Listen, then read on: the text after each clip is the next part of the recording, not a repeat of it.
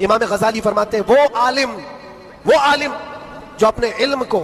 اس لیے استعمال کرتا ہے کہ دنیا میں کچھ پیسے مل جائیں اور سیٹھوں کے پاس جاتا ہے، مالداروں کی جیب پر نظر رکھتا ہے، فرماتے اگر آپ علم حاصل کر رہے ہیں، کرنا چاہتے ہیں یا پھر کر چکے ہیں اور آپ اس وقت میں تدریس کر رہے ہیں تو آپ کے لیے یہ ویڈیو بہت زیادہ مفید ہے۔ اس ویڈیو کو آخر تک دیکھیے، اور اگر آپ عالم یا طالب علم وغیرہ نہیں ہیں تو گزارش کروں گا اس کو شیئر کیجیے۔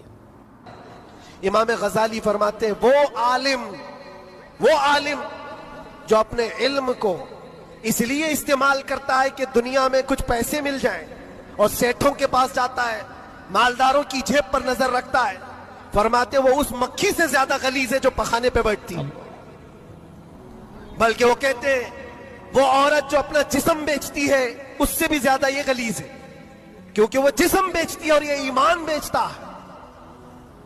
علم جو سچا علم آتا ہے وہ اخلاق اور توکل لے آتا ہے۔ اس لیے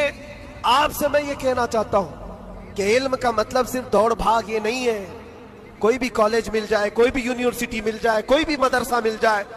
تمہارا ٹارگٹ یہ ہونا چاہیے وہ علم مجھے ملے جو مجھے میرے رب کی پہچان دلائے،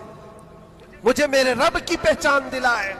ویڈیو سے دو سبق ملے ہیں، اس کو آخر تک سن کر کے جانا۔ پہلے نمبر پر تو علماء کرام کو جو علم حاصل کر چکے ہیں، کر رہے ہیں، علم حاصل کرنے کا سفر تو کبھی ختم نہیں ہوتا، یا جو طلبہ ہیں ان لوگوں کے لیے بھی خاص طور پر کہ اخلاص کے ساتھ میں علم حاصل کریں، ورنہ پھر اصل میں علم حاصل کر کے آپ کو کیا ہی نفع ہونا ہے۔ ایک بات تو یہ ہو گئی۔ دوسری بات یہ ہے، میں بھی آپ کو یہ بتا دوں کہ اصل میں اس وقت میں بہت سارے علماء کرام مدارس کی ضرورت کی وجہ سے لوگوں کے پاس میں جاتے ہیں، چندہ کرنے کے لیے جاتے ہیں، ملتے جلتے ہیں، تو بہت لوگ ججمنٹل ہو کر کے بلا کسی تفریق کے، بغیر کسی باریکیوں کو جانے، علماء کرام کو بلا وجہ ہی ٹارگٹ کرنا شروع کر دیتے ہیں۔ آپ کو ٹارگٹ کرنے کا بالکل بھی حق نہیں ہے، آپ گناہگار ہو جاؤ گے سخت، کیونکہ آپ کو پتہ ہی نہیں کہ وہاں پر یہ تو نیت کا مسئلہ ہے نا۔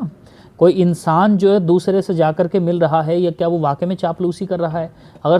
سیٹ کے پاس میں اگر جا کر کے بیٹھا ہے تو کہیں وہ تبلیغ تو کرنے نہیں جا رہا، کہیں اس کو مدرسے اور مساجد اور دین سے جوڑ کر کے مدارس اور مساجد کے کاموں میں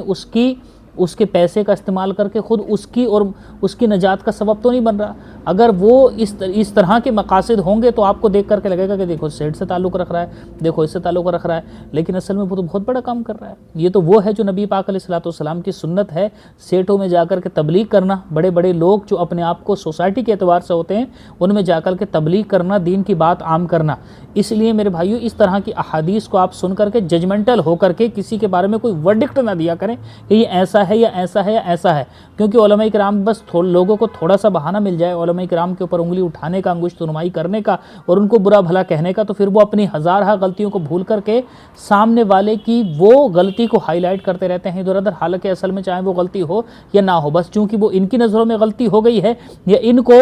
بلا وجہ ہی آؤٹ آف کانٹیکس کوئی بات مل گئی ہے جس کو چسپاں کیا جا سکتا ہے علماء کرام کی شخصیت پر، تو وہ چسپاں کر کے لوگوں کے اندر ان کو سوسائٹی میں بدنام کرتے ہیں۔ تو اس لیے اس بات کو دھیان میں رکھنا، یہ علماء کرام کو ان کی نیت کے اوپر، ان کے کام کے اوپر، ان کے عمل کے اوپر ایک پرسنل نصیحت ہے جن کو ان کو خود کور کرنا ہے، لیکن آپ کو بدگمانیاں کرنے کا کوئی حق نہیں ہوتا ہے کسی کے بارے میں۔ اللہ تبارک و تعالیٰ سمجھنے کی توفیق عطا فرمائے۔